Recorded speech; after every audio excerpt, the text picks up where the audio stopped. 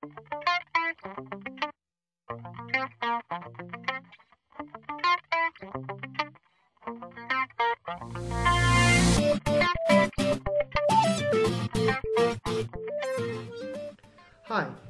this week we're going to be talking about international trade.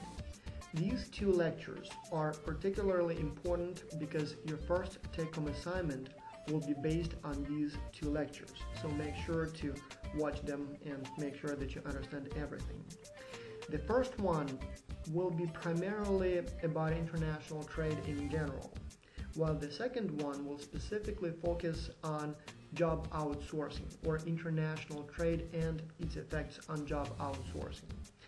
Your take-home assignment, and I believe this is where we should start the lecture, will ask you to model a scenario or outcome of a hypothetical policy that bans international trade.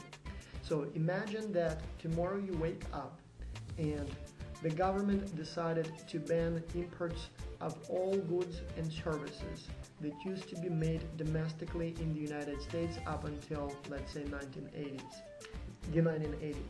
So all those electronics and toys and cars and whatever else no longer can be imported into the United States, for example, from China or Mexico, which effectively puts a ban on job outsourcing. And your job will be to predict how that would impact the variety of the products available to American consumers, quality of the products, production cost, consumer prices, demand for other products that are not affected by this new ban, consumer prosperity, unemployment obviously, wages, industrial prosperity, and American well-being in general. Now, because this is going to be your first take-home assignment, let me show you how one looks like. So page 1 would be your instructions, and as you see here, you have basically all your questions listed one by one, as well as some formatting requirements. Now, and this is very important, for your take-home assignment answers, you're not just typing them on a page. You use the page 2 template, so the second page of the assignment. And so this is where it is. So the way you want to write your answers is basically just delete the text that I provided here and type in your answers. Let's do it together for question 1, and it's going to be your kind of bonus answer if you're watching this lecture. For example, what is going to happen to a variety of products available to you, the American consumers, when there is a ban on imports? For example, I believe that the variety is going to shrink, right? So you will not have so many suppliers. So you just put here shrink, right? Or go down or reduce. And so this one underlined word here, that's your trend. So you've identified the trend. And then you provide a brief explanation of what's or why that trend is going to be happening. So my explanation would be fewer suppliers leads to less variety.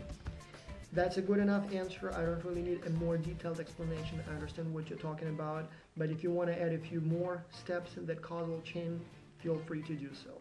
For some of the answers, it's probably going to be more than just one step, but for variety, I suppose, fewer suppliers, obviously that would lead to less variety.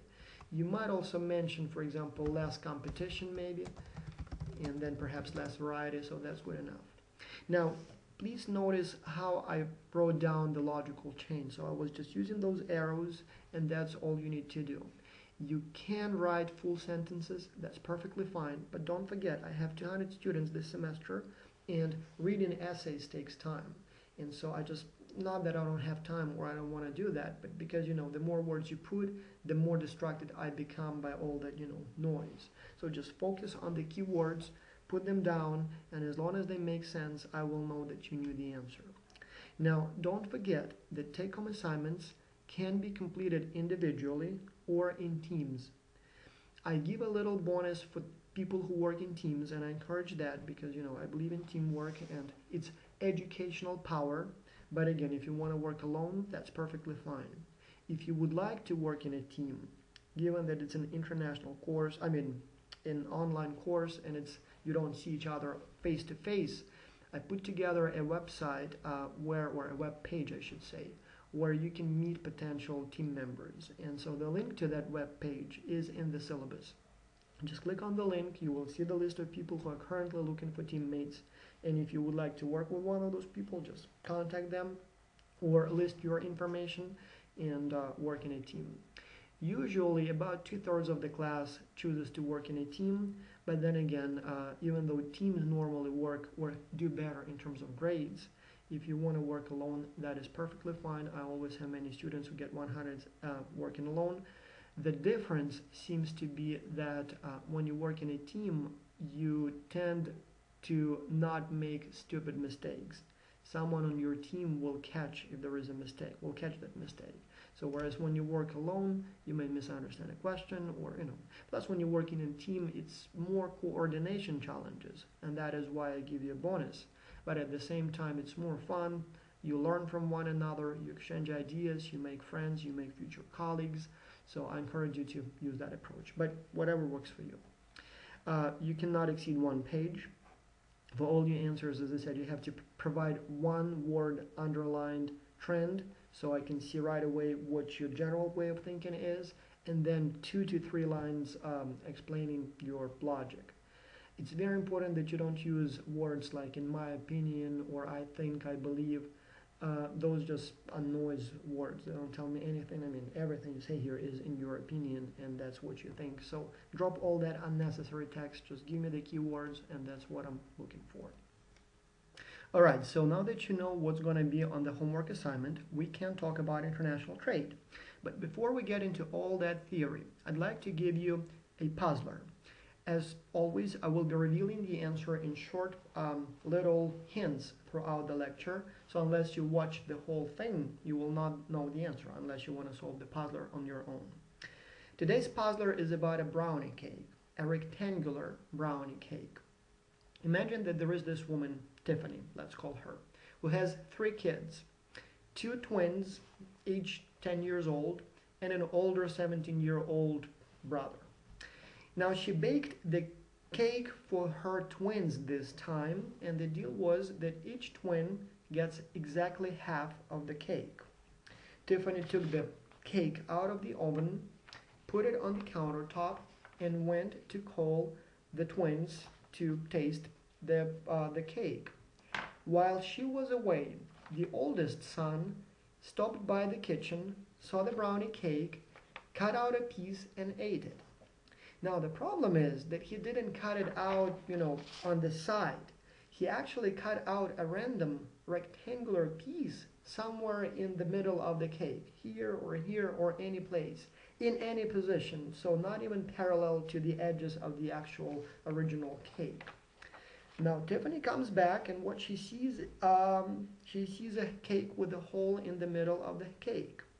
Now it's okay that the cake is smaller now.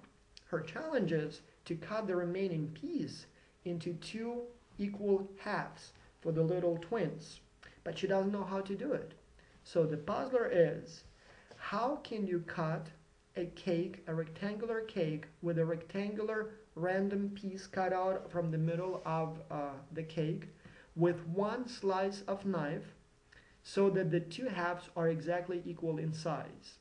Again, you have a rectangular cake, you have a random or another rectangular piece cut out somewhere in the middle of the cake, not necessarily parallel to the edges, and the task is to cut the remaining rectangular with a hole in it cake into 2 equal in size pieces with 1 slash of the knife.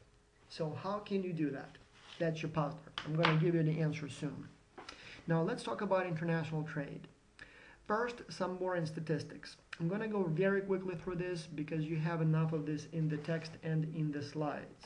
I'll just focus on the most important trends that you will need to know on the exam. First, who trades more? Well, if you look at this map, you will see that the biggest traders, as defined as the volume of international trade as the percent of the GDP. So as you can see, the biggest traders are the Europeans and the Asians, specifically Southeast Asians, as well as some of the Middle Eastern countries and some of the countries on the coasts of Africa and Latin America. If you look at the United States, you will actually see that the volume of trade relative to the size of the economy in the United States is very small. It's actually less than 25%, one of the lowest on the planet. Now, I'd like you to pause here and think for a while. How can that be? The United States being such an international country, both domestically and so internationally connected, how can it be that this country has such a low international trade rate compared to the rest of the world? If you think about that, it's actually not that surprising. The United States trades a lot, and if you look at the volume of trade, it's going to be number one. The United States buys more than any other country and sells more than any other country overseas. The thing is that much of the trade of the United States occurs within the country. The country is so huge that you can be selling something, for example, from LA to New York, and it's still going to be considered domestic trade. When you look at Europe, you can be selling something from, let's say, Köln, Cologne in Germany to Brussels in Belgium. The distance is only a couple of hours of driving, but it would be considered international there, just because those are two different countries. In the United States, there is lots of movement of goods going on in and out and within the country. But because the economy is so huge, what goes in and out is comparatively low compared to the overall size of the economy. Plus, as I said, lots of stuff is moving, but because the country is so vastly huge, that much of that movement occurs within the country. So you trade a lot. It just, by the virtue of your huge territory, much of that movement or trade is occurring domestically. It's important to know for the exam that about 80% of world trade is occurring in merchandise, and only about 20% of the world trade is in services, though the percentage of services is rapidly increasing. So with all those call centers and financial services, so that volume is going up. Top traders, top exporters, nothing really unusual here. So Germany, the United States, China, Japan, so just basically the countries that you would expect to see on the list. Why Germany is number one and not China, for example? Well, what Germany exports is much more expensive than what China exports. China primarily specializes in little things, toys, well, more and more complex things now, but still comparatively little things.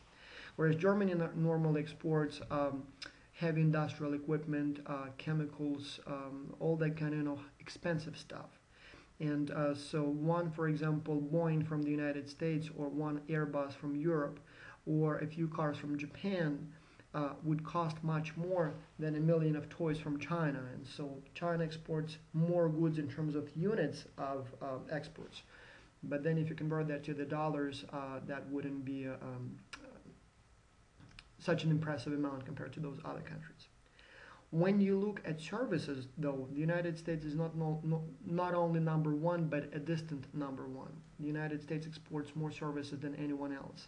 And obviously, again, that would be primarily financial services, but then also political consulting, insurance, English as a second language, all kinds of marketing, advertisement, all that kind of stuff. And so the United States is much better at this than anybody else.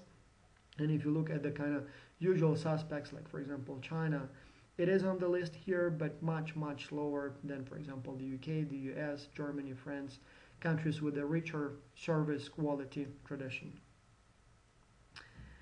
Who trades with whom? You have a boring table in front of you. I guess for you it's going to be there. But the main point is that normally trade occurs laterally. Rich countries trade with rich countries. Poor countries tend to trade with poor countries. And there is very little trade going on in between. The only exception might be China and a few Southeast Asian countries, where Western companies set up their factories and then make those products and export them back to Europe and North America. So there you kind of see trade, although like very much one way, going from a poor country to a rich country. But overall, there is much more trade going on between, for example, North America and Europe than between North America and Asia or Latin America. So much of the trade, as I said, goes laterally at the wealth of the countries, I guess. Now here's an interesting study and an interesting question, and I strongly encourage you not to look up the answers before you give it some thought. A very interesting exercise. It's not from the textbook, but I thought I would include this as an optional reading. You actually have the whole article in the optional readings folder. That study looked at what predicts trade between two nations. So the study looked at all kinds of potentially relevant factors, like for example, income of the nation, physical distance, common border, access to the ocean, common language, common currency, all those factors that can potentially help international trade. And so they wanted to know how changing each of those factors would affect would affect or lead to increase or decrease in the probability or the amount of trade between those nations. And so they looked at all 187 countries of the world. They looked at how much they trade, and then they looked at all those characteristics of those countries. And so they just basically calculated how much trade is occurring depending on those characteristics. And so why I find it interesting is because when I ask people what they think is the best predictor of trade or probability of trade, in many cases people don't know. For example, if I asked you how income level in the country affects trade volume, let's say for example people became richer by 1% in both countries, how much trade, how much more trade would be occurring within those countries? Or physical distance, if the countries became 1% closer, how much more they would be likely to trade? Physical size, access to the ocean, common border, common language, common regional trading blocks, like for example NAFTA, colonizer history, common colonizer, common currency. There are more factors that the study considers, but I thought these are the most relevant ones. And I'm asking you, which one do you think is most relevant? Give it a second and then, give it some thought and then give me the answers. And I'm going to give you the answers now. So as you see, all of these matter, but the most important or best predictor is colonizer history, and then second, common currency. When you look at, for example, African countries, most of which had a common colonizer, the United Kingdom, you will actually see that they have to trade much more with one another than they can trade with anyone else. And so apparently the colonizer instilled that infrastructure and that institutional system that almost makes it impossible for the countries that used to be the colonies of the common colonizer to go outside the bloc. So that matters a lot. Second, more economical reason, I guess, here would be common currency. Once two countries have common currency, trade increases dramatically. And so when you look at, for example, the European Union, you would see that once euro was introduced, trade increased, several-fold. At the same time, the members of the European Union that decided not to use euro, like for example the United Kingdom or Switzerland, they actually were kind of left out. So the trade between those countries and the rest of the bloc that uses euro, the eurozone, actually didn't increase that much. It did to some extent because of some regulations have been relaxed. But when you factor those other factors in, all of a sudden you see that the common currency actually matters a lot, and by the virtue of not using common currency, those few countries of Europe that don't use euro have been left out. And then obviously regional trading blocks, like for example NAFTA, help a lot both ways, not only from Mexico to the United States, but also from the United States to Mexico. And you can look at the percentages for the rest of the list. Again, I encourage you to read the whole article. I found it to be very educational. Now, here is a question that is likely to appear on the exam. Take a second, read it, and then we'll discuss the answer together.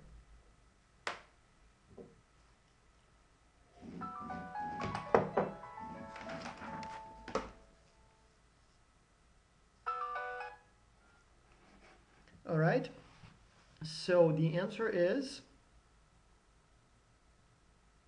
the United States is #1 exporter of services in the world. The United States exports more services than anybody else in the world.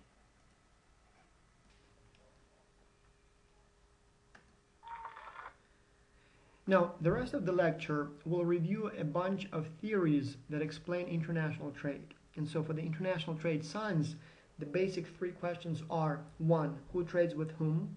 2, why? And 3, and that's probably the most important question, who should trade with whom? So when tomorrow you are an advisor to a president and the president asks you, should we trade with country XYZ or not? you could answer that question.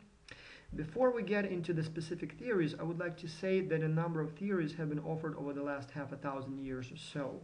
And our understanding of international trade has improved dramatically. In fact, today we know for sure that what people thought about international trade 500 years ago was not always accurate and sometimes was completely wrong. More and more theories are offered every year, and so there is a good chance that 50 years from now, maybe when the economists will look back at the 2000s or 1990s, maybe they will think that what we think today, from their perspective, would look crazy. But again, we'll go from the most distant theories or oldest theories to the most recent ones, and I'll explain to you why we now know what people thought 100 years ago was not entirely correct. All right? So, before I get into the theories, I would like to emphasize something, and I will use here a quote from Paul Krugman, a guy who got the Nobel Prize in economics a few years ago. He said that when you talk about international trade, it's extremely important to recognize that countries are much more like people and not like companies. Again, in the context of international trade, countries are like people, not like corporations. And this is very important. When people think about international trade, they often use this kind of corporate philosophy, us versus them. We gotta beat China, or Mexico is taking over our market, or those kinds of things. This is a very dangerous way of thinking because it gives you a wrong perspective on what's going on. International trade, when we talk about countries, should be approached as exchange of goods and services among people. The difference among people, or between people and corporations in their international or interactions, is that corporations first. Corporations have external customers, and so when two corporations fight for the same customer, it's almost a zero-sum game. You sell something to that customer, this guy loses. That guy sells something to your customer, you lose. So you have this external customer that you compete for. Whereas with people, they just exchange services. You scratch my back, I scratch your back. We don't compete for a third party. We exchange what's good for us. You give me what, maybe you make shoes, I make pants. As I said, you scratch my back, I scratch your back. You repair my car, I mow your lawn. So those kinds of things. And if we look at that this way, you all of a sudden see international trade not as a competition, but as an exchange of mutually beneficial services, or as a mutually beneficial exchange of services and goods. We'll get back to this point a few more times, but please keep it in mind because, as I said, many people who get international trade wrong are the people who actually look at countries as corporations with external customers, not as people who just engage in mutually beneficial transactions. I'm going to give you a real life challenge first, not for credit, just for you to think. And I'm curious, what kind of advice would you give to this candidate? Imagine that you graduate from UNCG or whatever school you go to, and you take my course and you become an expert in international trade. And there is this king of a country called Exemplania who seeks your advice. And so here is a little information about Exemplania. Exemplania is a rich country who has lots of rich as well as many poor neighbors.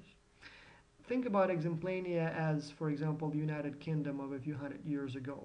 So rich, comparatively developed country surrounded by other rich countries in Europe, but also has lots of colonies in Africa or whatever regions of the world. Now the question is, the king asks you if Exemplania should trade with its neighbors, and if so, what does Exemplania should try to sell, and what does Exemplania should try to what should Exemplania try to buy? So trade or not, and if you trade, what would you buy and what would you sell? And should you increase or decrease exports, or should you increase or decrease imports? Again, I encourage you to take a pause here and think about it for a few seconds, maybe even jot down your answers on a piece of paper. And then we'll discuss your answers. And I'll tell you what students normally say and what answers are better than others. Now, going back to what students normally say, in most cases, about 95% of the students say that Exemplania should trade, and that Exemplania should try to sell finished goods and try to buy raw materials. Exemplania should try to sell as much as possible and should try to buy as little as possible.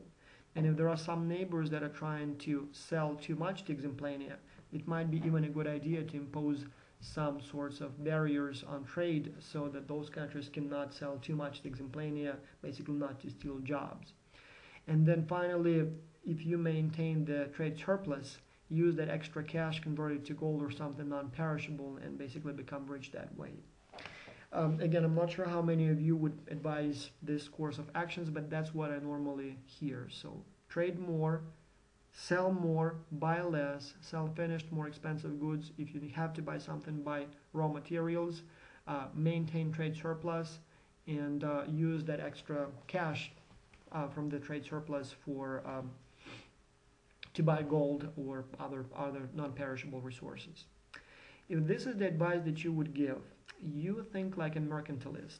Mercantilism, that's a theory of international trade that goes back as far as 500 years ago. And at that time, that was precisely the prescription. Countries like France, the Netherlands, the United Kingdom, the kings at that time and the economists of that time thought that the only way to get rich is to exploit your neighbors and, as discussed before, try to maintain trade surplus, try to use government interventions to make sure that the neighbors cannot sell much to you but buy more from you, use that extra surplus for gold and acquire other forms of wealth or non-perishable wealth. Oppress your colonies so that they cannot produce competitive developed products so that they can't compete with you, and try to keep your trade secrets or your production secrets so that they cannot copy your products, and basically take the whole thing as a zero-sum game. Now, today we know that it was a very ineffective approach to international trade, one that wouldn't lead to the maximum wealth. So it had a number of inherent flaws. One is that it would take international trade as a zero-sum game. The perception was that every time I buy something from you, I kind of lose because I could have made it myself and increased employment in my country. And every time you buy something from me, that's a good thing because now all of a sudden I keep my people employed, and basically what many people still think today. The problem here is that, to put it in simple terms, imagine that you live with people. Again, let's look at countries as people. Imagine that your neighbors are, just people. Would you like to live among people who are highly skilled and highly productive, or among people who are not illiterate and who are not productive? Most of you probably would say that you want to live among people who are highly skilled, very productive, very good workers or inventors or whatever, right? Because if you have people like that around you, even though they're more likely to get some contracts, but they're also more likely to offer you more value. When you get services from one of those people, they can offer a lot to you because, they have good lawyers, good engineers, they can build your house. Whereas if you have beggars all around you, there is really not much you can get from them. And more importantly, there is not much you can sell them. I mean, imagine that you are the most advanced, engineer. You can build things that nobody else can. Well, if everybody else around you is poor, they can't even afford your inventions. And even if they need it, they can't offer you much money. It's much better to have rich and developed neighbors. And so by oppressing your neighbors, people in this case, you basically deprive yourself of many goodies and services that they could offer you, and also of the opportunity to actually charge them more. And so the pie, when we talk about international trade among countries, is not fixed. You can increase the pie and everybody can get more. And so by looking at your neighbors as colonies or countries that compete with you, you basically keep that pie fixed and limit your potential incomes. Now, here is another real-life challenge. Imagine a situation, for the simplicity's sake, where there are only two countries. One is Portugal and the other one is Finland. Imagine that each of these countries has a budget of $100. Now, Portugal can make excellent wine at $1 a bottle, but Portugal is not very good at making cell phones. It makes cell phones at a $30 a piece rate. Now, Finland, on the other hand, has cold climate, so making wine there is very expensive. Grapes have to be grown in, greenhouses. So a bottle of wine from Finland would cost $30. But Finland is very good at making cell phones, and so one cell phone from Finland would cost, let's say, $1 to make. The question is, if you were hired as a consultant, for example, to the Finnish Prime Minister, to advise him or her what to do in terms of the trade with Portugal, what would you advise? Would you say that Finland should trade with Portugal? And if so, what should Finland sell and what should Finland buy and how much? Again, give it a second, think about it, and then maybe you jot down your answers. Pause here and then come back and I'll give you the answer that students normally give me, and we'll discuss why they're good or bad. All right, most students tell that Finland should trade with Portugal and should sell cell phones and then buy wine. And that kind of makes perfect sense, and it takes us to what we call the absolute advantage theory. The theory says that you should focus your production on what you do best and buy from others what they do best.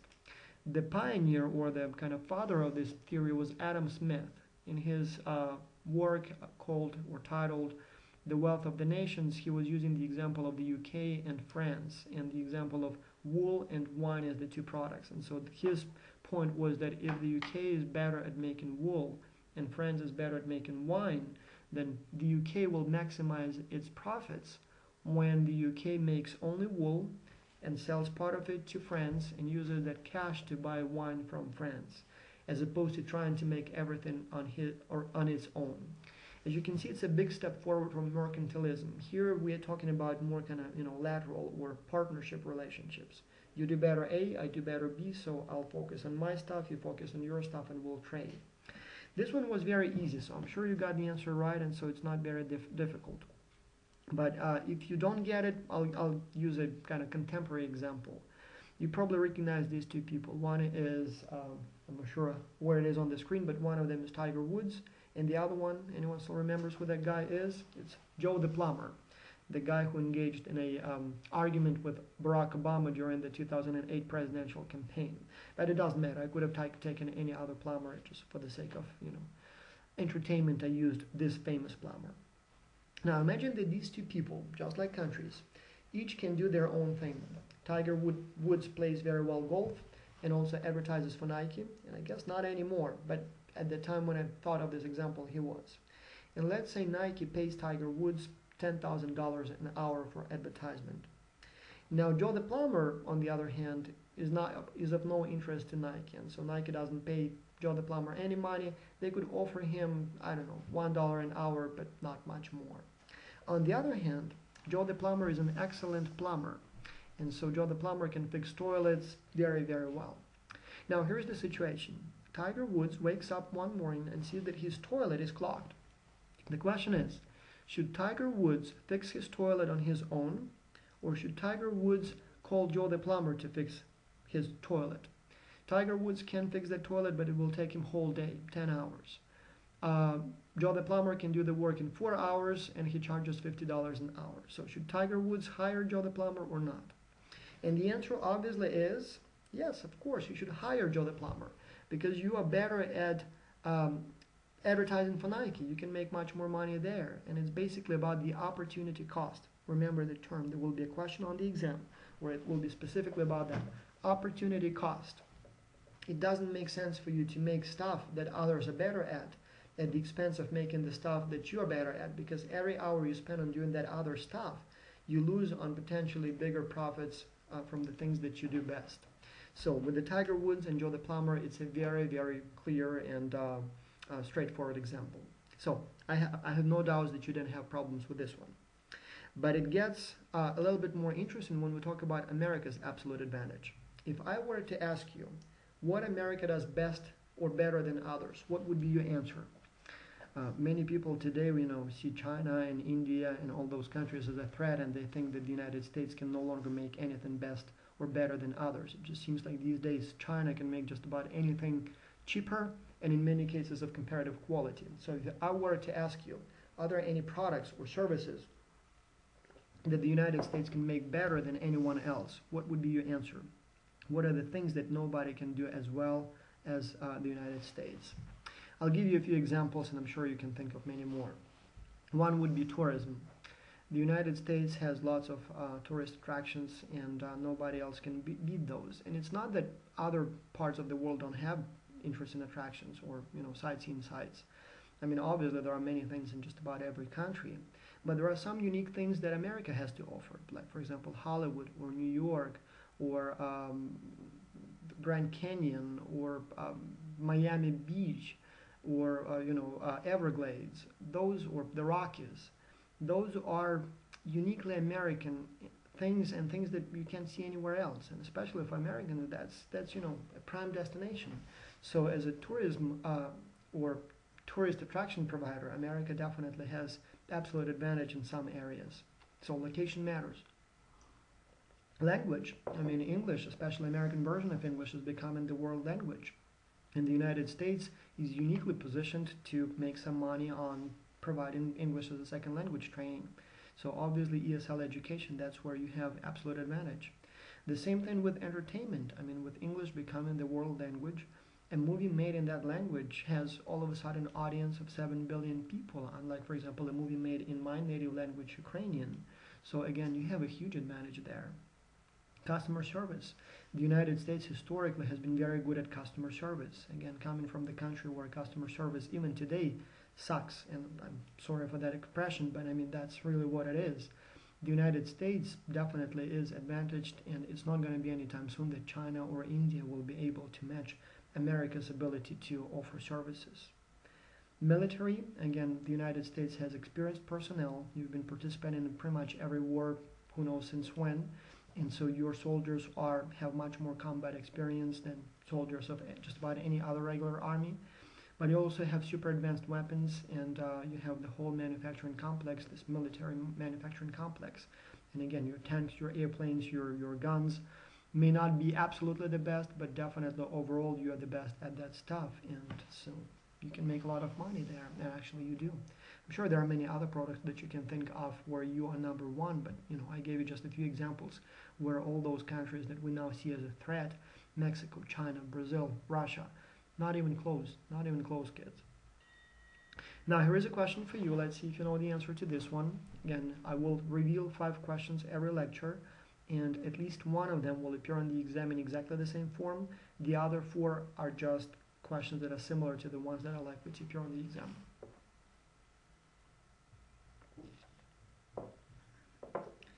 And the answer to this question obviously is B, mercantilism.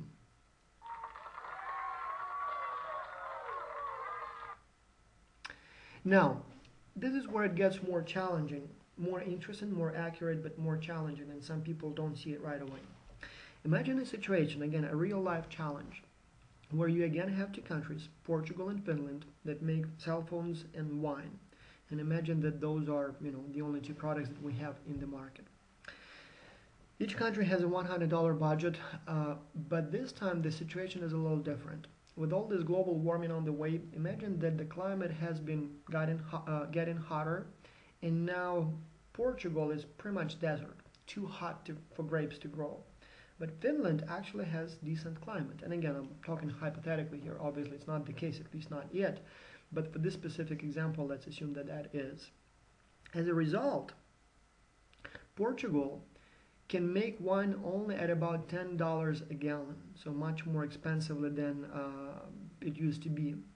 And they're still not very good at making cell phones. It costs them $20 to make one cell phone.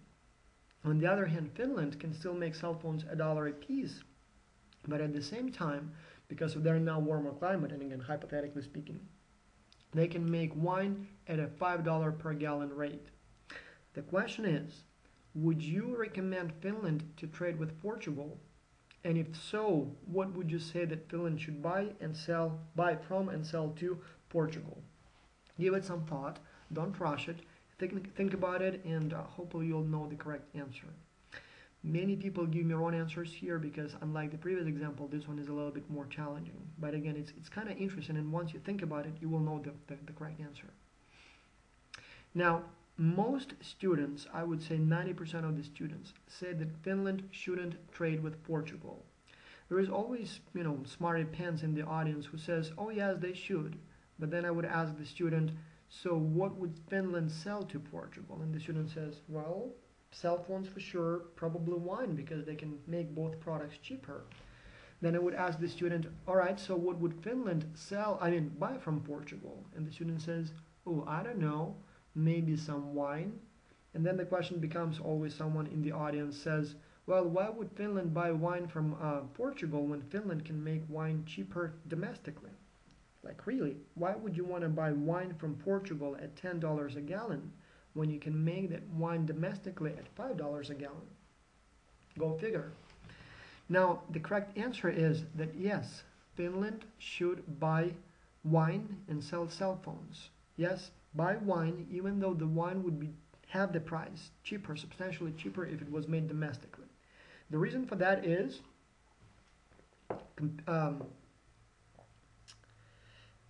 opportunity cost. If you look at this, for example, table, I have here one hypothetical scenario, I'm not going to go into the numbers, where you see how by trading both countries become richer. But I'll use much simpler language. You can go through the numbers later on, but I'll use much simpler language to explain to you how it works. The thing is that Finland can make so much more on cell phones. The profit margin on cell phones is so much higher that it just doesn't make sense to waste any resources and make wine. Yes, Finland could make $5 on a gallon of wine because Finland can make it cheaper, but it could make so much more on cell phones. The price difference is so much bigger. And so you basically, by redirecting your resources, your labor, your people to making wine, you deprive them of potentially higher returns. Let me give you the example here that will be much more obvious. And so this one is again about people. Remember, countries are much more like people than corporations. And all of a sudden, everything will become very clear to you. Imagine that situation with Joe the Plumber and Tiger Woods changed a little bit. This time it's going to be Michael Jordan. And this time it's going to be Tiger Woods, but he now pumped up iron a little bit, and so he became a little bit, more representative. And so Nike now is willing to work with not only with Tiger Woods, but also with Joe the Plumber. Moreover, they're going to have, a new line of products for blue-collar workers, for example. And they wanted Joe the Plumber to be the advertiser or the face of this product line. And so Nike is willing to pay $50 an hour to Joe the Plumber, but they still pay $10,000 per hour to Michael Jordan. Now there is one important difference between Jordan and Tiger Woods. Again, hypothetically, I'm making it up completely, but let's imagine that that's the case. Unlike Tiger Woods, who is not very good at fixing toilets, Michael Jordan is. Imagine that, he was growing up with his uncle Bob or whatever his name. And so Uncle Bob was very good at fixing toilets and taught little Jordan how to do it. And so now Jordan is not only better at advertising than Joe the Plumber is, but he's also better at fixing toilets. He can fix toilets so fast, he can fix any toilet in 1 hour, right? So the question becomes when or if Michael Jordan woke up one morning and saw his toilet clogged. The question is, should he call Joe the Plumber to fix the toilet? Or should he do it himself? And again, your obvious answer would be, of course he should call Joe the Plumber. Then my question would be, why would he want to call Joe the Plumber when he, Michael Jordan, can fix the toilet much more efficiently? And you will say, well, because he's going to lose a lot of money. If he's going to spend that hour fixing toilets, he will lose $10,000 that he could have spent or could have earned spending that time advertising for Nike. And the answer is yes, you are correct. And that's precisely the answer when we talk about the countries. Should the United States make cheap plastic goods or buy them from China? Yes, the United States should buy them from China, because by making those plastic goods, you waste your resources. You can make so much more on, computers, electric cars, space technologies, airplanes, English as a second language classes, all those other things that nobody can do as well as you can. And those things where your profit margins would be much higher. So again, when you look at this example of Michael Jordan and Joe the Plumber, all of a sudden it becomes obvious. Of course, you don't want to waste your resources on things that are not as profitable. And that's what we call the comparative advantage theory. The huge difference between the absolute advantage theory and the comparative advantage theory is that the comparative advantage theory recognizes that trade may not only be possible and beneficial if each country has something that they're best at, but also when one country is best at everything and the other country is not good at anything. Even when you have that situation, trade still is beneficial because the country that is best at everything should still focus on things that they're the best of the best at the best of everything. So basically focus on advertising and forget about plumbing, even though you can still do plumbing better than everybody else. And so that's the big thing. Trade with developing countries that are not as good as you are, as your advanced country, still may be beneficial because it will create more wealth for each of you. Now the problem is that even though the comparative advantage theory sounds so logical and so crisp and so straightforward, it's actually not true. Or I should say it's not entirely wrong. It has many logical and good things in it, but it doesn't do a very good job explaining the whole thing. It has a number of inherent flaws, and let me go through them. Again, I encourage you to pause here and think about those laws yourself.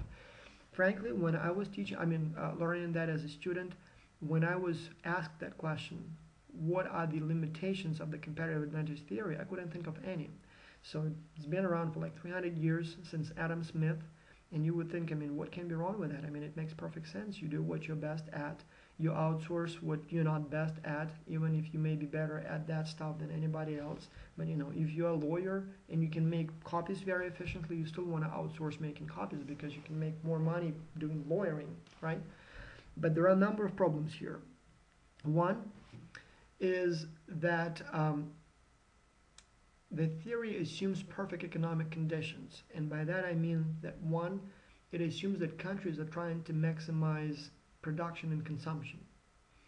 And in reality, what happens is that countries often try to resolve all kinds of other issues, like for example, social things, like unemployment and things like that. And so when the question comes, what's more important, economy or getting votes of people who are disadvantaged by giving them jobs, by imposing protectionist rules on foreign imports, many politicians choose to go with protectionism and all those populist measures that presumably provide social benefits, as opposed to going with hardcore economic beliefs.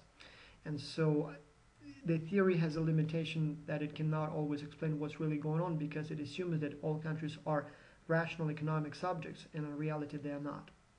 Second, the theory overlooks to a large extent the transportation cost.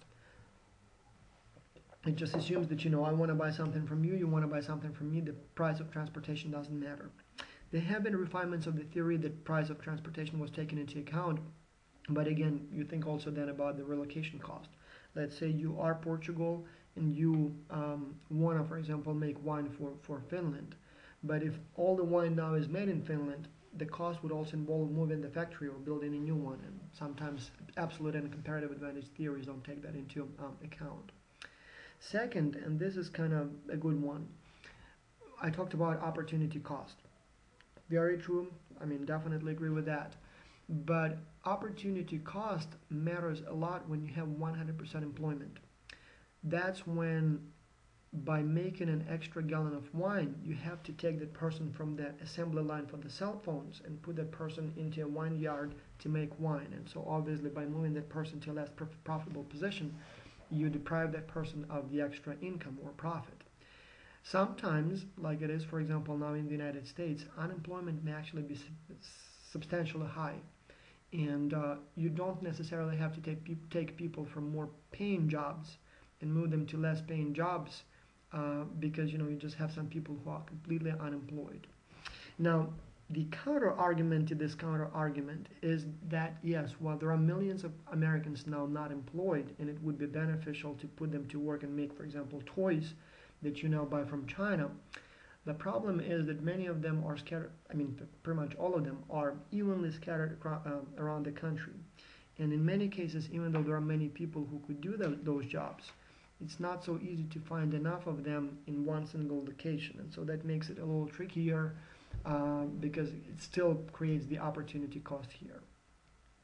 Now, also the theory kind of ignores the economies of scale, right?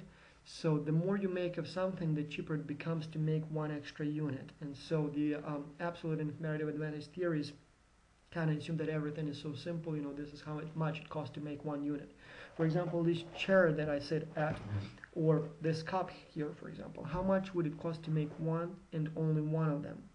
It would cost millions and millions of dollars, because you will have to build all those machines that warm up the sand and melt it into glass, and all that kind of invention that has to go into that. It would cost a lot of money to make one. How much would it cost to make a million? It would cost a lot to make a million, but to make the million and million, to make the million and one first, one. So would not cost really that much, because once you have all that machinery that melts glass, that shapes it into specific forms, paints it and stuff like that, you have it in place. So the marginal cost will become much lower. And again, the comparative advantage theory doesn't really take that into account.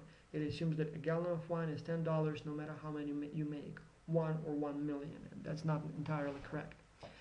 Finally, and that's probably most importantly, the absolute and comparative advantage theories assume perfect economic conditions as far as no trade barriers, no import tariffs. Whatever you want to buy will be sold to you, and whatever you want to sell will be bought from you. So if you are Finland and you decided to sell so many units of product A, wine for example, they will buy that many from you. And in many cases it may not be the case. As I said, there may be import tariffs in place, quotas in place. Maybe they don't want to trade with you for whatever reason. So there are all kinds of non-economic factors that may preclude you from or deprive you of the opportunity to buy or sell products. And so, as I said, it's not always economic. Often it's political or social, and obviously the absolute and comparative advantage theories don't take those things into account. You can read about a few other things related to those theories. I encourage you to do so, but I'm not going to get into those details here. That's purely optional. Here is another question, and let's see if you know the answer.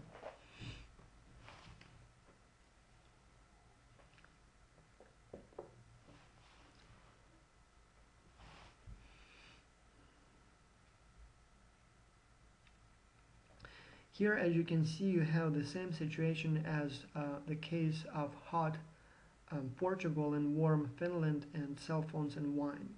You have the case where South Korea can make both computer chips and rice cheaper than China. And the question is, should South Korea buy anything from China or not, or trade with China or not? I often have this question on the exam with different numbers, different country names, but that same question. And usually about 30-40% of the students don't get it right. They say no, South Korea shouldn't buy anything from China because it can make everything cheaper than China. And the correct answer is no, South Korea should focus its domestic production on microchips and buy rice from China. Even though rice from China is more expensive than rice from South Korea, but according to the comparative advantage theory, you can still make more money by making computer chips because the profit margins there are just higher. Hopefully it makes sense to you. Alright, let's take a short puzzler break. Let's see if you now know the answer. I'll give you a hint. But first let's review the conditions. So we have a rectangular cake, and we have a hole somewhere randomly in that cake. The question is, how can you cut the cake in two equally sized pieces with one slash of a knife? I'll give you one answer, but it's not the best answer. The answer would be slice the cake horizontally. Instead of cutting it into left and right, slice it into up and down. And so by doing so, you can actually have two equally sized pieces, each with a hole in the middle of it. I don't really like that answer very much because obviously a cake, maybe the crust on the top is better than the crust on the bottom. And so while the pieces will be the same size, the twins may not be very happy to get one and not the other piece. So that's one potential answer, but not the best one. Stay tuned, listen to the economic trade theories, international trade theories, for more sophisticated answers. Now let me talk about some more recent theories, and as you will see, some of them are much more advanced, others are just little refinements of the previous theories, but they're important to think about. One is so-called factor proportions theory, and this one is very similar to the absolute advantage theory, but it looks beyond skills and at other factors as well. So, for example, it differentiates between two main types of factors: labor and land. And by labor, they mean everything related to the number of people you have who can work, their skills, their education level, all those kinds of things. On the other hand, it looks at natural resources, like your location, your oil, gas, whatever else you have in your earth, right? And so it basically says that if you have strong labor force, you should focus on labor-intensive products or products that are very difficult to make and require lots of brains to make. On the other hand, if you have lots of natural resources, maybe you should try to make products that require all those natural resources. And so basically, if you are a country like, for example, Singapore, super educated but no natural resources, then you should focus on intellectual goods or maybe goods that require lots of manual labor.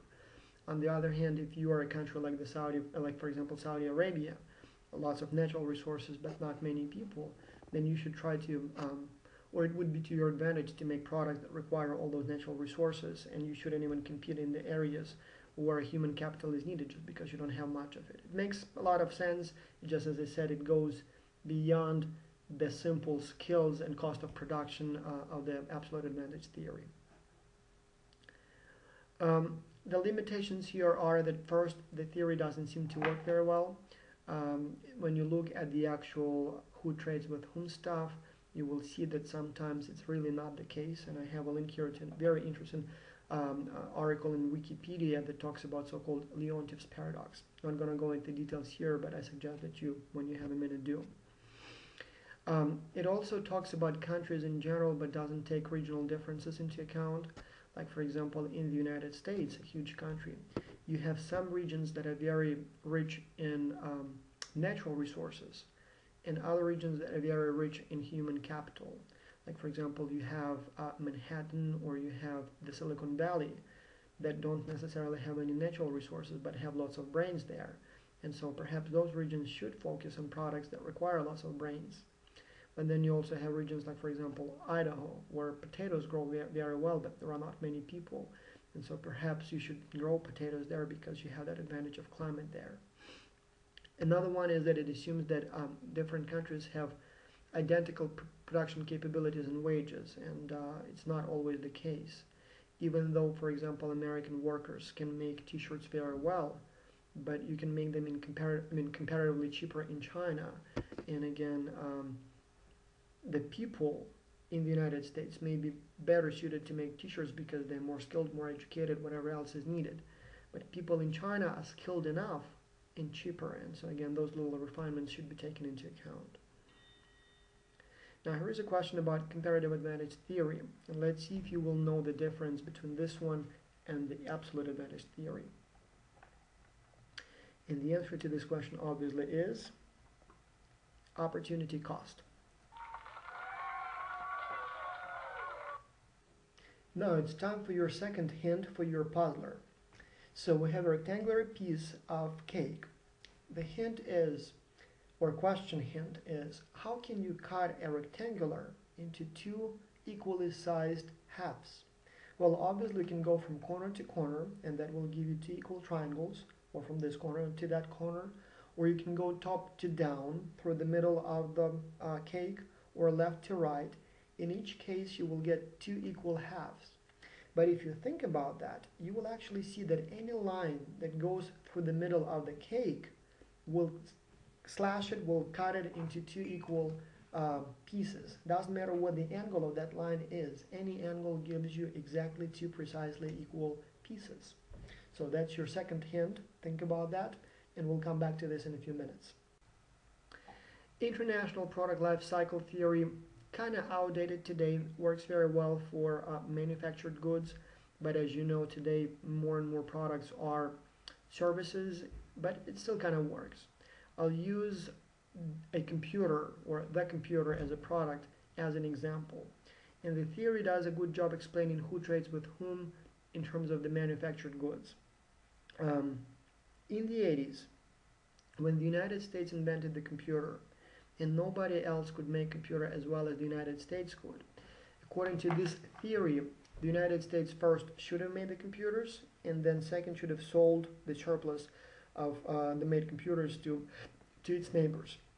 Makes perfect sense. Nobody can replicate your product, so it's a new product, you cash on it. In the 90s, computer becomes more of a common product, and there are more countries that can make it. And so that's when you see other countries like Germany, Japan trying to make their own computers. The United States still makes computers and still sells some, but other countries are catching up. Finally, in the 2000s, a computer becomes a commodity, basically. It's a very simple product now. Everybody can make it, China, Ukraine, you name it. And so at that time, what we see, and that's what the theory would recommend to be happening, is that the United States no longer makes computers. Now the United States buys computers from, for example, China or whoever else makes them. Because now it's a standard product, everybody can make it. The United States is no longer best at making computers, so instead it, for example, focuses now on software, where it's still number one. And so that makes sense. And when you look at the graph, that's precisely what you see. So for the United States, new product, you make more than you need, you sell the rest. Maturing product, you still make more than you need, you sell the rest, but others are also making more. And then finally, over time, when the product becomes standardized, you make less and you actually buy more of those computers from others. The graph looks similar, but kind of delayed for countries that are developing and developed. So Japan is kind of second mover, sees the same trend as the United States, but a little later. And then China, for example, is a developing country, was buying computers all the way up until recently, but now finally caught up and makes the computers for the developed countries because it's just cheaper to make them in China. Now, the problem again with this theory is that while it's correct, it actually works very well for pre-globalization era.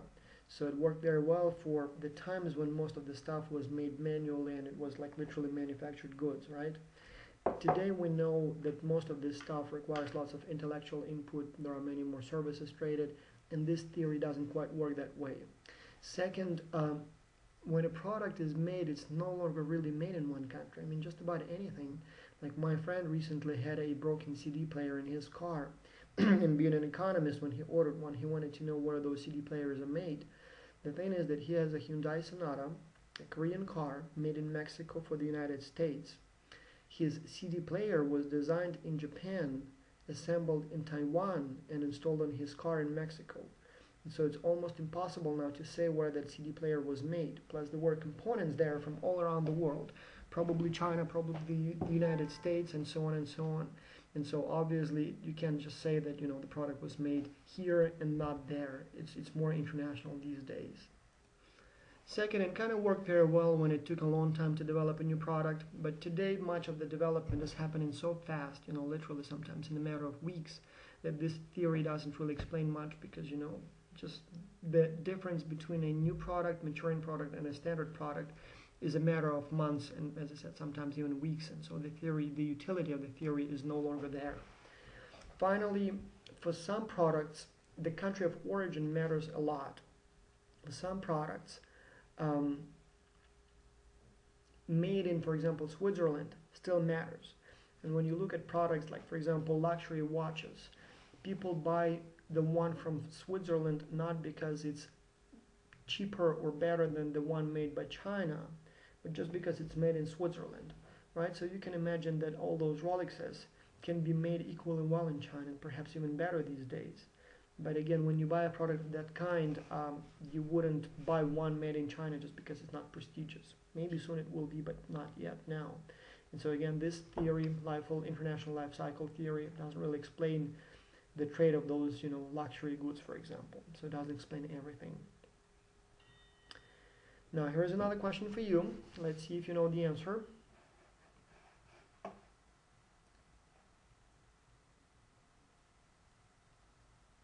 And the answer is A. Those were examples used when we discussed the absolute and comparative advantage theories.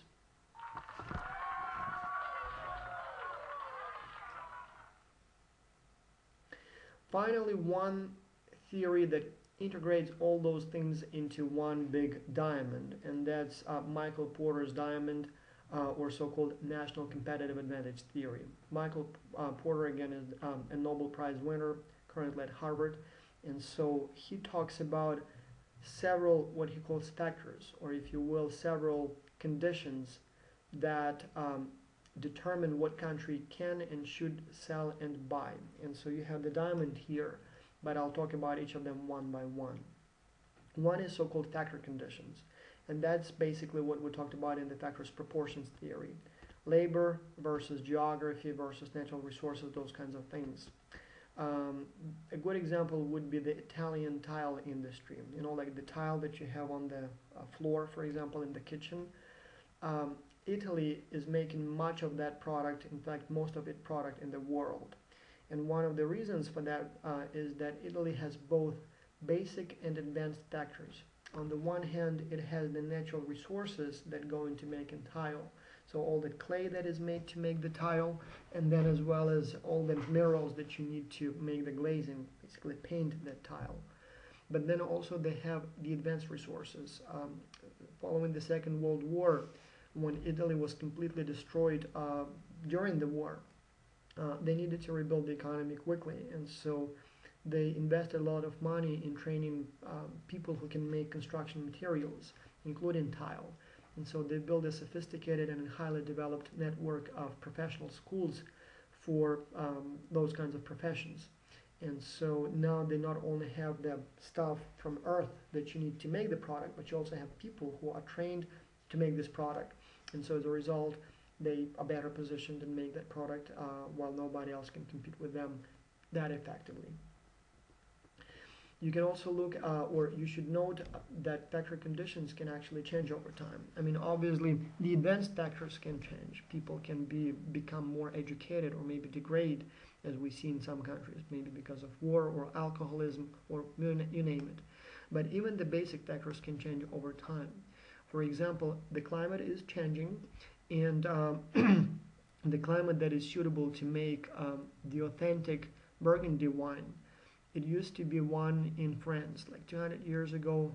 South of France was the place where you would be making Burgundy wine.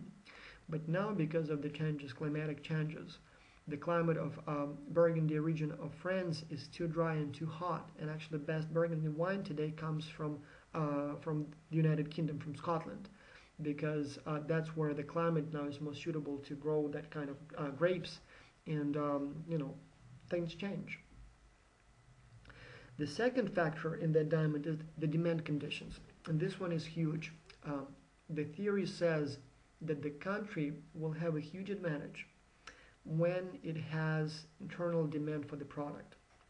For example, in Italy, it's not only that they had the clay that they needed and they taught people how to make tile or bricks for that same matter, but they also had huge demand for that product. The country was destroyed in the Second World War, and they had to build lots of houses, like literally millions of houses. And so all that infrastructure they were building, it was for the demand that existed. A country may not be so successful in trying to penetrate a new market when it doesn't have that initial demand, because in order to be competitive, you have to scale up, you have to have huge volume. And huge volume can only exist or only make sense when you have huge demand.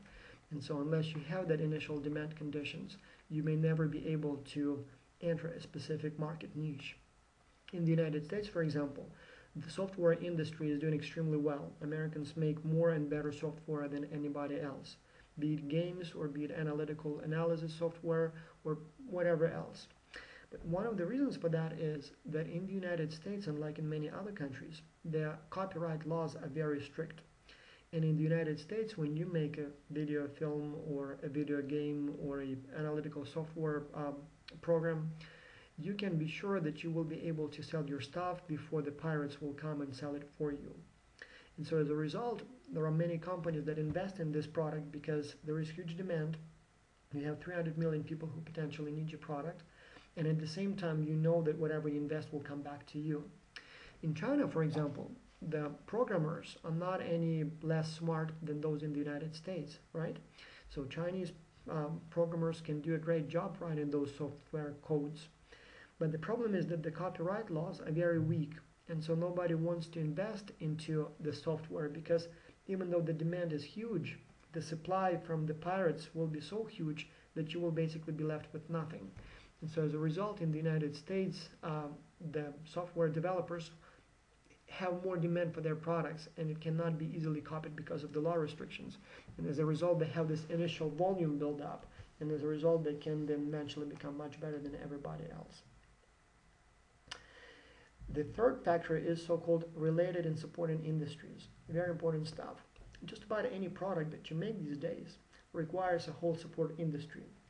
It's not that you make it on your own. Now you have to have all those other little helpers around you. And unless you do have that, you will not be able to be the best. And so when we look at, for example, the United States, you will see that the country here has a whole lot of different what we call production clusters. Like you have, for example, the Silicon Valley in California, or you have the manufacturing of, for example, medical equipment and furniture in North Carolina, or you may have the automotive cluster in the Rust Belt, or Michigan and Detroit, all that area. Those are very important things, because if you want to make computers, you want to be where the software engineers are, where the hardware producers are, and so you go to the Silicon Valley, and that's where you make that stuff.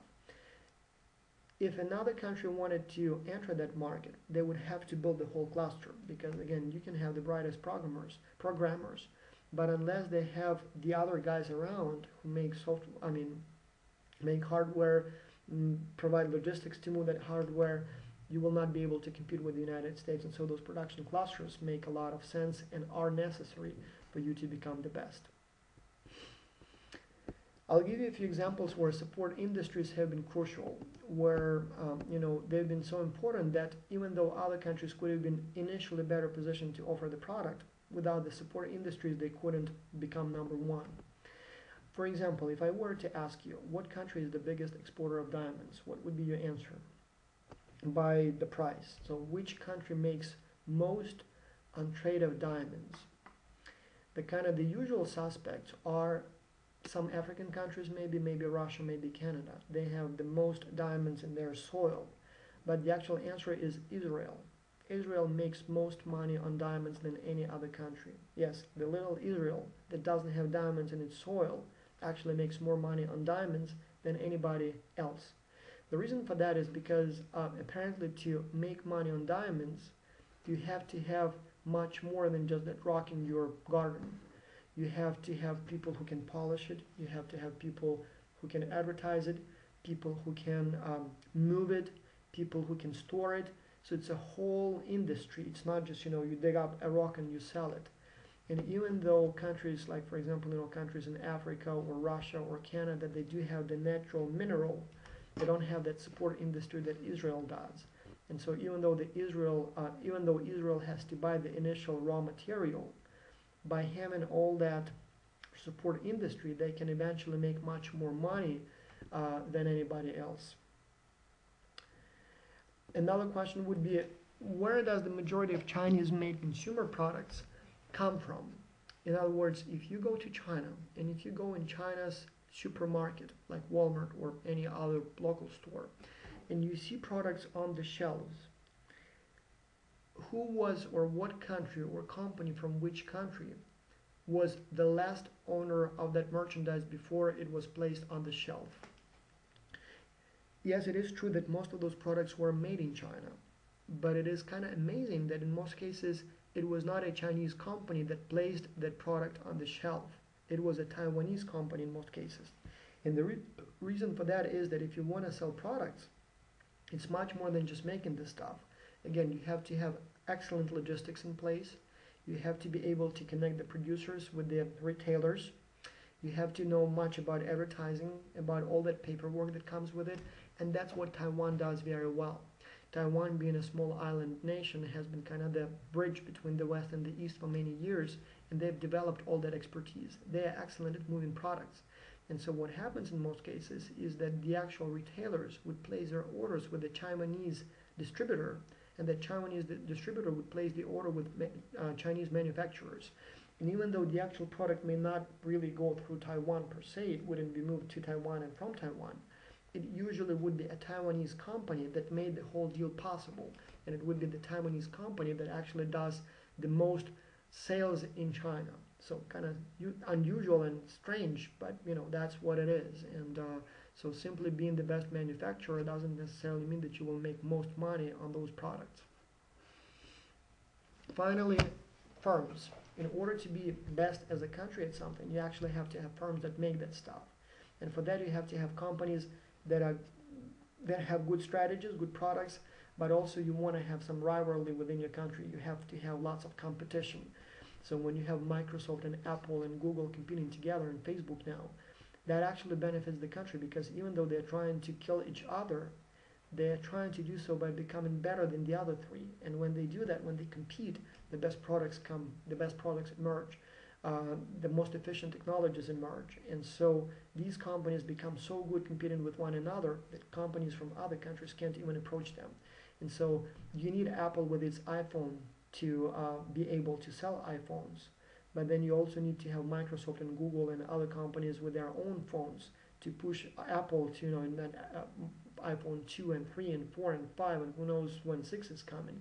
Because all those competition and strategies, that's what pushes and promotes innovation, and that's what makes America so good at making those kinds of products. Now, can you predict, based on these 4 factors, where the United States is going to be a leader in the future? My personal prediction is that the United States is probably going to be better than others at making electrical vehicles.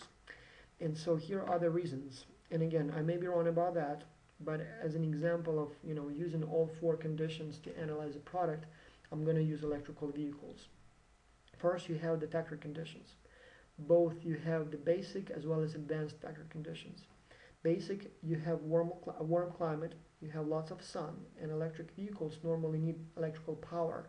And so solar energy is helpful here, but also electric vehicles are not very good in cold climates, because the batteries are depleting faster and you need lots of energy to warm up the vehicle, and so electric vehicles are not the best choice for cold climates, but they're good for warm climates, and you have warm climate. Second, to make an electrical vehicle, you need to have lots of brains, lots of software, lots of engineering, and you do have lots of brains in the United States. Silicon Valley, Detroit, you have the whole stuff there. Now you have the demand conditions. People in the United States are comparatively rich, and electrical vehicles today are still a very rich proposition. Very expensive proposition.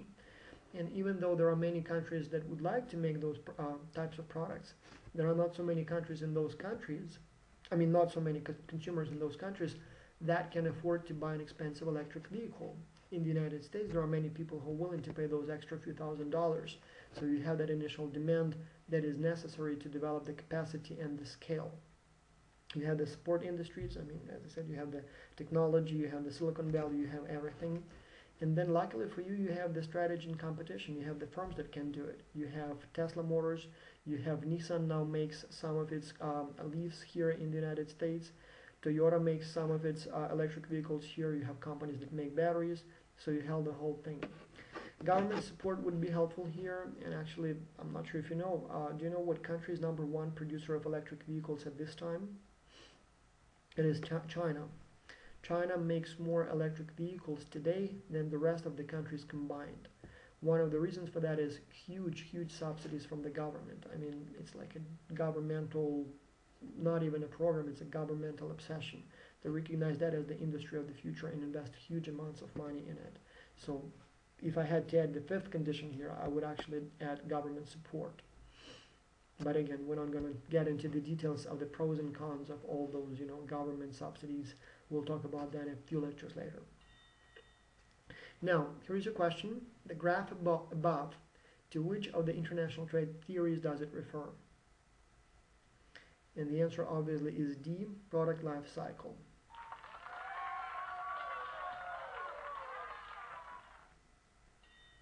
Here is another one, and this one is tough. National competitive advantage theory, the Porter's diamond, the last one. It had, as you remember, 4 diamonds or 4 conditions. Which of these 5 listed below is not on that list of 4? And the correct answer is, it is E, product development stage. It's not one of those 4. Now it's time for the puzzler, and let me give you another hint. if you can cut the big cake in equal pieces by slashing it through the middle of the cake, you can do the same thing for the whole. So just any direction, or I mean any angle, any line at any angle that goes through the middle of the whole would divide the whole into two equal pieces, right?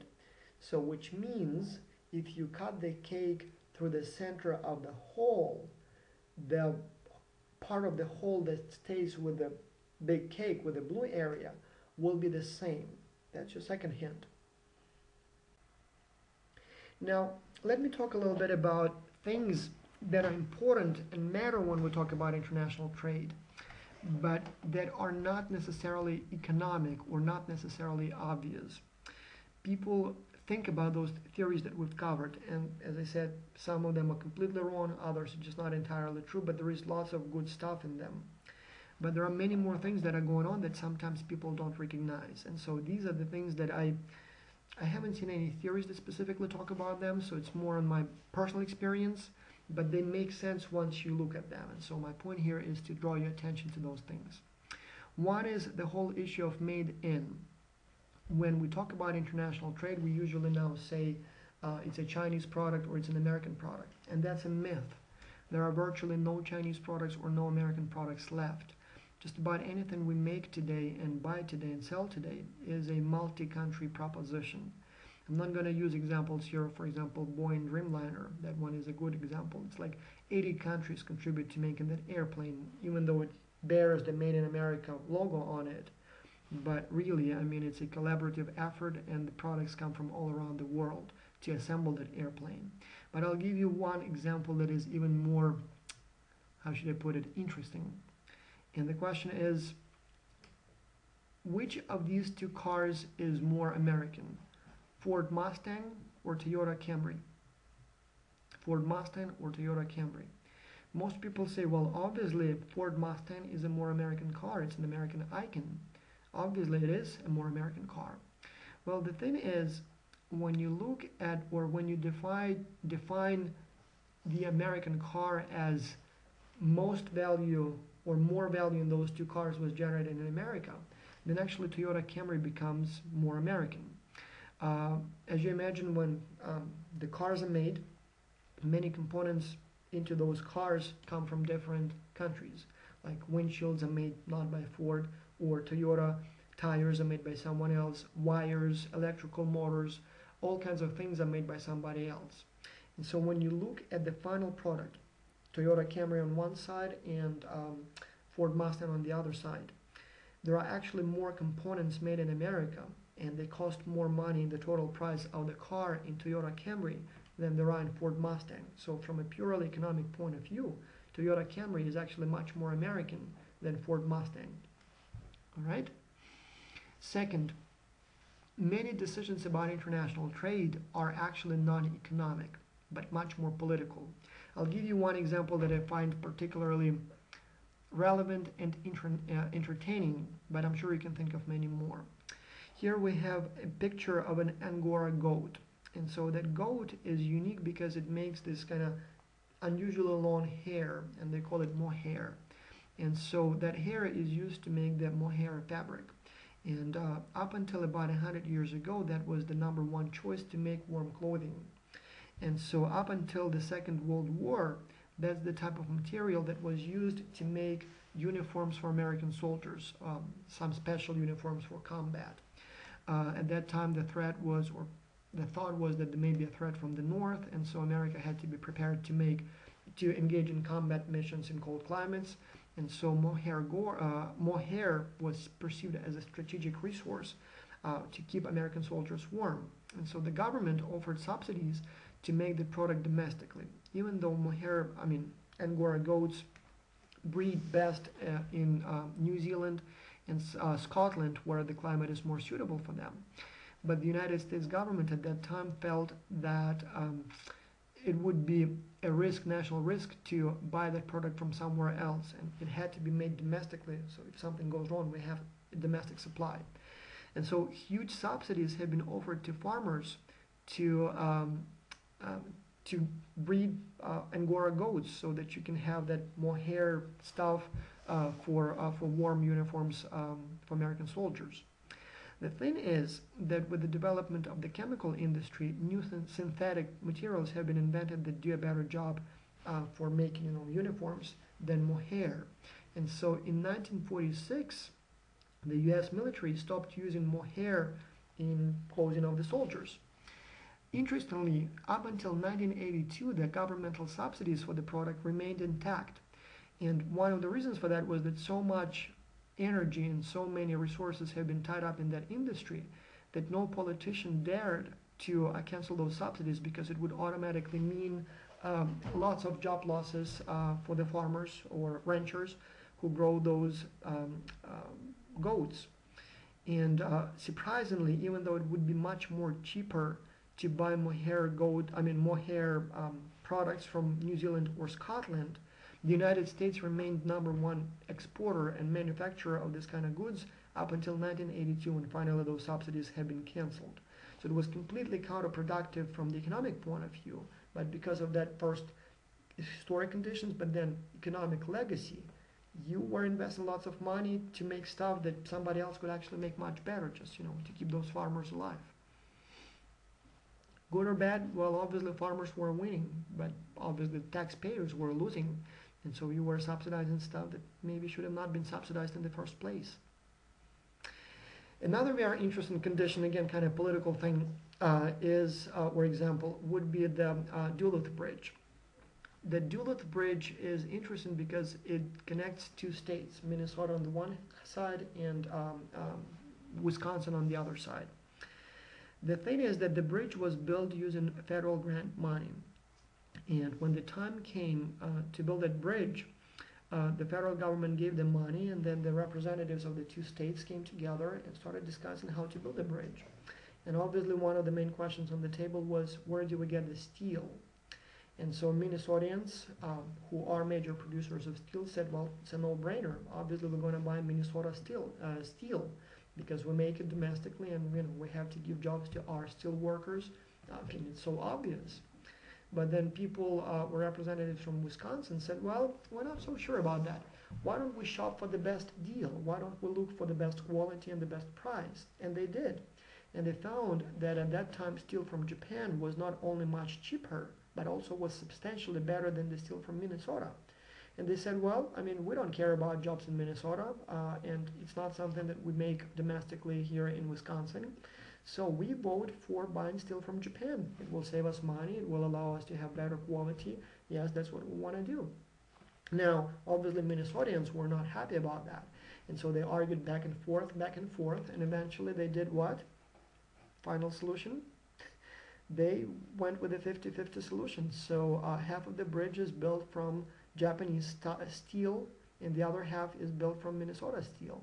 Now, I was going through that bridge with a friend of mine who's an economics professor, and as we were approaching the bridge, he said, listen. And I'm like, well, all right, what do we listen for? And he said, listen. And we were going from the Wisconsin side to Minnesota side.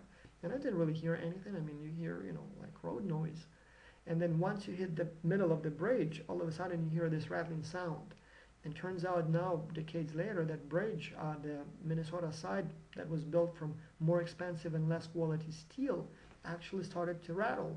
And so it still is fine. The bridge stands there. But unfortunately, the side from Minnesota is actually, or Minnesota side is not as high quality. And again, I'm not sure if it was the right decision or wrong decision, but obviously it was not an economic decision. It was not based on price and quality. Finally, it's time to reveal the answer to the puzzler. So you have a rectangular cake, you have a rectangular hole in the cake, and we know that any line that goes through the center of the rectangular divides it into two equally sized halves. So the answer is, find the center of the big cake, find the center of the hole, and draw a line through those 2 points. By going through the center of the big cake, you divide the cake into two equal sizes, or two equal halves. By cutting the hole through its center, you divide the hole into two equal sizes. And so what you end up with is two equal pieces of the cake with two equally sized holes missing from those pieces of the cake. Voila, that's your answer. Another important thing is that every time you're trying to protect someone, you actually get into a situation where you put someone else in a disadvantaged position. I'll tell you another story from the 80s, and I'm curious if you'll know how it was resolved. In the 80s, you know the expression the Rust Belt, right? The American Midwest, or part of Midwest, is called the Rust Belt because it used to be the region where much of the steel production was happening, as well as where all those metal-made products were made, like cars and stuff like that, right? And then in the 80s, the Japanese came, and so they first became extremely good at making steel. Their steel was cheaper and higher quality, and then they started making cars, and again, Toyotas and Hondas and Nissans became arguably better than American cars. And so American steel workers were losing big time because of that, disadvantage. And so the United Steelworkers, one of the biggest and strongest unions and political lobbies, were successful at convincing the Congress to impose import tariffs on Japanese steel to save American jobs in the Rust Belt. And when the Congress was ready to vote on that, it didn't go through. And can anyone of you tell me why it didn't go through? Why the Congress eventually didn't vote to protect American jobs by imposing import tariffs on Japanese steel that was killing American jobs?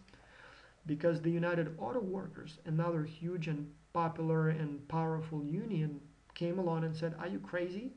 If you impose an import tariff on Japanese steel, yes, you will save some American jobs in the steel industry, but then we, the car makers, we will lose big time because we'll have to buy more expensive Japanese steel or less quality American steel. And if that happens, our cars will be more expensive, lower quality, and so we'll not sell as many of them worldwide, and we'll have to lay off workers.